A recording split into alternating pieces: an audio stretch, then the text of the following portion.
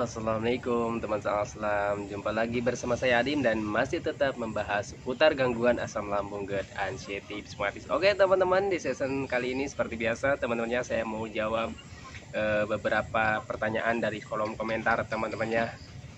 Apa saja pertanyaan dan gimana pembahasannya? Simak videonya sampai selesai, jangan skip agar kalian mengerti, agar kalian paham. Kalau misalkan kalian mengerti dan paham, kalian akan lebih mudah menangani setiap sensasi dari gangguan asam lambung, GERD, anxiety, psikomatis. Oke teman-teman ya, gimana kabarnya teman-temannya? Semoga kalian itu dengan keadaan yang makin membaik, teman-temannya makin sehat dan terlepas dari gangguan asam lambung, GERD, anxiety, psikomatis.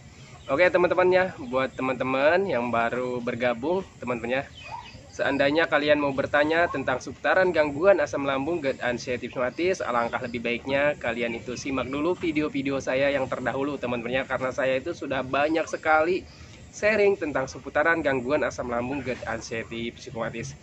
Dan kalian tinggal klik saja foto profil saya teman-temannya, terus klik bagian video. Cari saja judulnya teman-temannya, apa yang ingin kalian ketahui tentang seputaran gangguan asam lambung, GERD, anxiety, psikomatis. Kalian scroll saja di sana teman-temannya. Supaya kalian itu lebih paham gitu teman-temannya, supaya nggak gagal paham dan minimal bisa mengurangi rasa cemas ataupun rasa panik kalian kalau misalkan kalian itu mengerti dan paham gitu ya. Oke teman-temannya, kembali lagi ke pembahasannya. Kita jawab komentar teman-teman ya. Oke, yang pertama komentarnya ataupun pertanyaannya itu, Bang, gigi sakit ketika sekitaran mulut kayak gak enak gitu ya teman-temannya. Nah itu teman-temannya pengalaman saya pribadi, untuk gangguan asam lambung, GERD, anxiety, psikomatis itu berpengaruh ke bagian mulut dan ke bagian gigi teman-temannya. Gigi itu menjadi kropos ya teman-temannya, terus agak ngilu-ngilu, sering ngilu ya teman-temannya. Untuk saya pribadi teman-temannya, gigi dalam saya yang di dalam nih teman-temannya itu sudah sering sempal gitu teman-teman, sering apa ya, kropos lah intinya gitu teman-temannya. Kalau misalkan makan yang keras itu sudah nggak kuat teman-temannya gigi, dan kalau misalkan makan yang agak keras itu ngilu gitu teman-temannya. Nah itu penyebabnya apa? Kalau menurut saya pribadi, sepemahaman saya teman-temannya, karena itu seringnya asam lambung yang naik ke bagian mulut gitu teman-temannya. Dan asam lambung itu sifatnya itu tajam teman-temannya, sifatnya korosit gitu teman-temannya, asamnya tajam gitu, sehingga yang mampu mampu menahan keasamannya asam lambung itu ya lambung gitu teman-teman, lambung kitanya sendiri gitu teman-temannya. Kalau misalkan keluar dari lambung itu teman-temannya misal naik ke bagian mulutnya, itu biasanya mulut ada sariawan teman-temannya, terus giginya kropos yang gak kuat untuk gigi teman-temannya, terus juga biasanya ada pahit, asam gitu teman-temannya, di mulut itu nggak nyaman gitu teman-teman, panas ya gitu teman-temannya. Nah itu karena asam lambung yang sering naik ke bagian mulut gitu teman-temannya. Terus gimana Bang cara menanganinya? Untuk saya pribadi penanganannya simpel aja teman-temannya. Kita itu tinggal sering minum air hangat pelan-pelan aja, karena kalau misalkan kita sering minum air hangat pelan-pelan itu, kalau misalkan asam lambung naik ke bagian mulut, nanti sisa-sisanya dari asam lambung itu teman-temannya terbawa lagi ke bagian lambung gitu teman-temannya, terbasuh lagi oleh air hangat, dan di bagian lambung dinetralisir, dibantu dinetralisir oleh air hangat gitu teman-teman. Karena logikanya seperti itu teman-temannya. Kalau misalkan zat asam teman-teman terus ditambah air, itu biasanya kadar keasamannya itu akan sedikit berkurang gitu teman-teman ya. Karena kalau misalkan kalian terus sering konsumsi minimal 8 gelas tiap harinya teman-teman, nanti kadar asam lambung kalian itu makin terbantu gitu setiap harinya, terbantu dinetralisir setiap harinya. Dan dijaga juga makan jenis makanannya gitu teman-teman, jenis minumannya gitu teman-teman. Intinya kalian fokus dan konsisten menerapkan metode 3P dan sering minum air hangat pelan-pelan gitu teman-teman. Jadi tidak apa-apa sebenarnya teman-temannya ya, karena untuk misalkan kalau gigi, kalau misalkan sudah kropos ataupun habis gitu teman-temannya, untuk gigi memang tidak bisa tumbuh lagi gitu teman-temannya. Tetapi saya alhamdulillah teman-teman tidak kropos-kropos banget gitu teman-teman, sampai yang ompong gitu teman-temannya. Tapi kalau misalkan menggigit yang agak keras itu ngilu teman-temannya, gigi saya itu udah agak ngilu-ngilu, nggak kuat lah kayak dulu gitu teman-temannya, nggak kuat kayak dulu kan saya itu gigi saya kuat teman-temannya, gigit jambu biji gitu teman-temannya, walaupun keras itu gigi saya masih kuat teman-teman. Dan untuk sekarang kalau misalkan makan makanan yang agak keras, agak alot, aduh nggak kuat teman-teman ya, sudah agak ngilu kalau misalkan gigit teman-teman ya. Beda kalau sebelum terkena gangguan asam gitu teman-teman ya, gigi saya itu paling kuat teman-teman di anggota keluarga saya. Oke ya teman-teman, jadi jangan dicemaskan teman-teman ya, kalian tangani aja gitu teman-teman ya. Oke, pertanyaan yang kedua, napas gak plong, awet banget. Ya memang teman-teman ya, salah satu sensasi yang paling awet yaitu di bagian pernapasan dan di bagian dada teman-teman ya. Salah satu ya, bukan berarti bukan satu-satunya gitu teman-teman, tetapi salah satunya sensasi yang paling awet yaitu ataupun paling membandel yaitu di bagian pernapasan teman-teman ya. Di bagian dada ya teman-teman ya, kadang itu di bagian dada itu agak panas gitu teman-teman ya, agak sakit, terus napasnya kurang plong gitu teman-teman. Itu salah satu sensasi yang paling awet menurut pengalaman saya gitu teman-teman. Itu penyebabnya apa? Untuk pernapasan itu biasanya disebabkan yang pertama itu dari panas dalam ya, dari panas dalam itu dari asam lambung teman-teman, karena asam lambung itu erat sekali dengan panas dalam. Ketika orang yang terkena panas dalam berarti asam lambungnya itu sedang tinggi ataupun sedang naik gitu teman-teman ya. Jadi kalau misalkan pernapasan itu ada hubungannya dengan panas dalam. Ketika kita terkena panas dalam biasanya pernapasannya tubuh kita itu merespon teman-teman dengan napasnya kurang lega ataupun kurang plong gitu teman-teman ya. Itu salah satu bentuk respon tubuh ketika kita terkena panas dalam. Tetapi jangan khawatir teman-teman, kalian tangani saja panas dalamnya teman-teman. Menangani panas dalam gimana bang? Hindari makanan-makanan yang bisa memicu panas dalamnya ataupun memicu asam lambungnya. Terus sering minum air hangat pelan-pelan. Terus dibantu juga dengan konsumsi makanan yang bisa membantu meredakan panas dalam, seperti buah-buahan ya, buah-buahan pepaya, terus juga banyak ya teman-teman ya, untuk buah-buahan juga ada ya. Terus rebusan labu siam itu saya sering konsumsi teman-teman. Terus juga hindari makanan yang berminyak gitu teman-teman. Terus sering minum air hangat pelan-pelan. Pokoknya intinya hindari makanan-makanan yang bisa memicu panas dalam ataupun asam lambungnya tinggi lagi gitu teman-teman. Terus yang kedua, kenapa pernapasan kita itu kurang plongnya itu sangat awet ataupun lama gitu, agak membandel. Itu juga bisa dari efek stres ataupun efek cemas gitu teman-teman. Ketika kalian terlalu sering cemas setiap hari teman-teman, itu bisa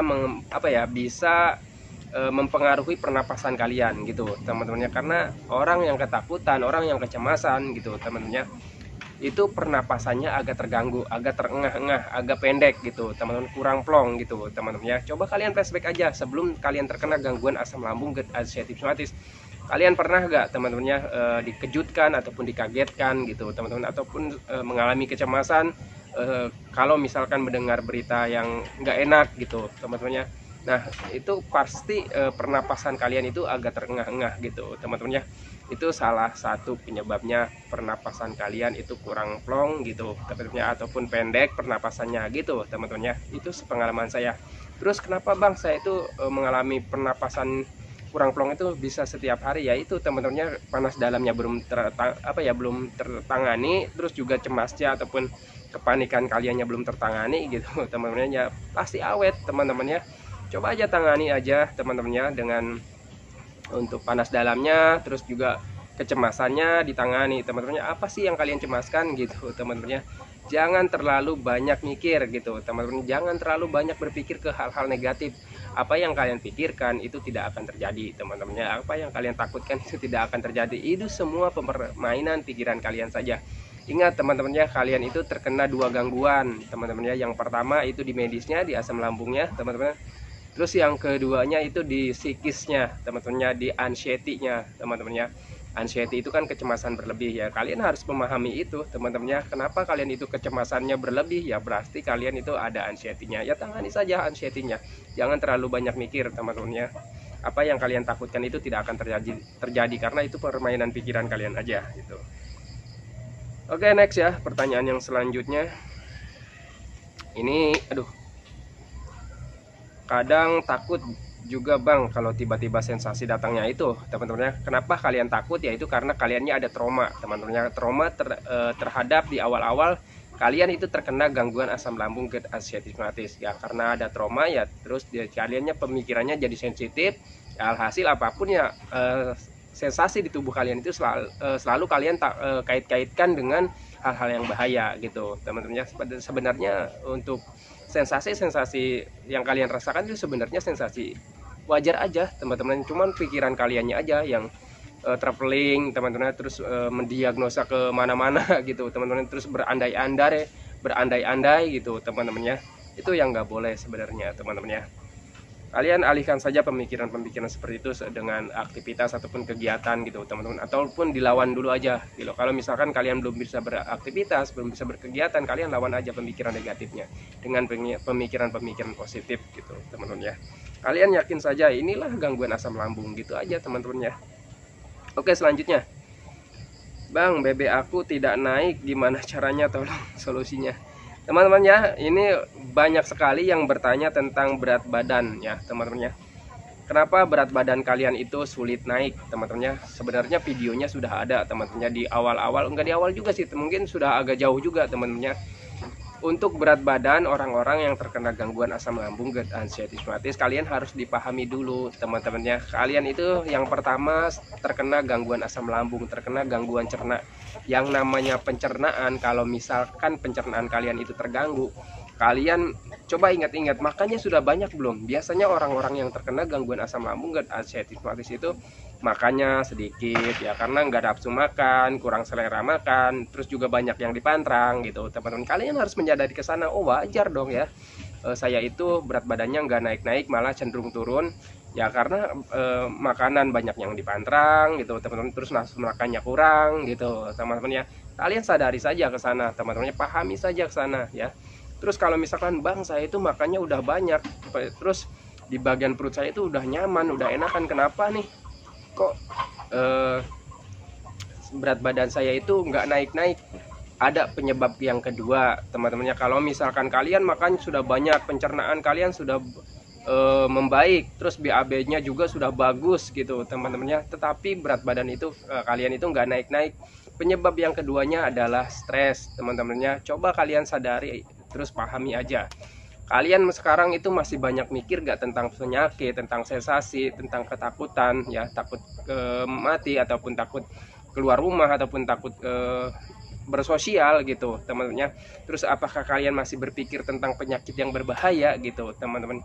Kalau misalkan kalian masih berpikir seperti itu, berpikir ke hal-hal yang menakutkan, yang menegangkan, itu bisa menjadi stres tersendiri bagi kalian gitu teman-teman ya. Terus kalau misalkan kalian stres, ya sudah pasti teman-temannya, stres itu bisa menguras energi kalian dengan cepat gitu teman-temannya. Yang namanya stres itu bisa mempengaruhi berat badan juga teman-temannya. Apa yang kalian konsumsi, apa yang kalian makan, itu diserap ataupun dikuras oleh stres, tidak terserap oleh sempurna oleh tubuh kalian. Diserap sih diserap gitu teman-temannya, tapi ada stres di sana ya teman-temannya. Yang namanya stres ya itu bisa menguras energi kalian dengan cepat ya. Istilah bahasa Sundanya, kalian makan banyak pun gak jadi daging gitu teman-teman ya. Itu sepengalaman saya pribadi seperti itu teman-temannya. Kalau misalkan kalian ingin menaikkan berat badan teman-teman ya, kalian kalau misalkan pencernaannya belum membaik ya betulkan dulu pencernaannya gitu teman-teman. Terus kalau misalkan pencernaannya sudah membaik, sudah bisa makan banyak, makan aja, makan banyak, sering makan gitu teman-teman.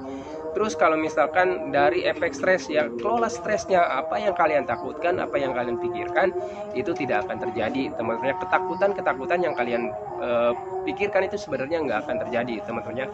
Kalian lakukan saja aktivitas ataupun kegiatan yang menyenangkan. Kalian sering hiburan aja teman-teman, karena dengan kalian sering hiburan teman-teman, pemikiran-pemikiran negatif akan teralihkan gitu teman-teman. Apa yang kalian takutkan itu sebenarnya akan teralihkan nanti kalau misalkan kaliannya sering hiburan, sering melakukan aktivitas ataupun hobi yang menyenangkan gitu teman-teman. Nanti pemikiran-pemikiran tentang penyakit, tentang sensasi, tentang kematian itu akan teralihkan gitu teman-teman. Bukan berarti hilang, tapi teralihkan gitu teman-teman. Yang namanya pemikiran itu akan tetap tersimpan di memori kita teman-teman, tetapi bisa dialihkan gitu teman-teman. Itu teman-teman, karena gangguan asam lambung GERD asiatismatis itu sembuhnya dengan dilupakan gitu teman-teman. Karena untuk sensasi asam lambungnya sebenarnya sensasi biasa aja gitu teman-teman, sensasi rumahan gitu teman-teman. Kalian bisa dimenanganinya di rumah gitu. Dan kenapa terasa berat, terasa seperti berbahaya gitu teman-teman, seperti penyakit yang besar, itu karena pemikiran kaliannya selalu berangan-angan ataupun berandai-andai ataupun mendiagnosa diri kalian sendiri gitu teman-teman. Jangan-jangan nih penyakit ini, jangan-jangan penyakit itu, jangan-jangan nih dokter salah diagnosa gitu teman-teman. Sepengalaman saya seperti itu gitu teman-teman. Oke teman-teman, jadi pembahasannya seperti itu saja teman-teman. Pembahasan pertanyaan-pertanyaan dari teman-teman itu saja teman-teman. Pembahasannya sebenarnya simpel aja. Kalau misalkan kaliannya mengerti, kaliannya paham dengan apa yang terjadi di tubuh kalian, kalian akan bisa menanganinya dengan mudah gitu teman-teman.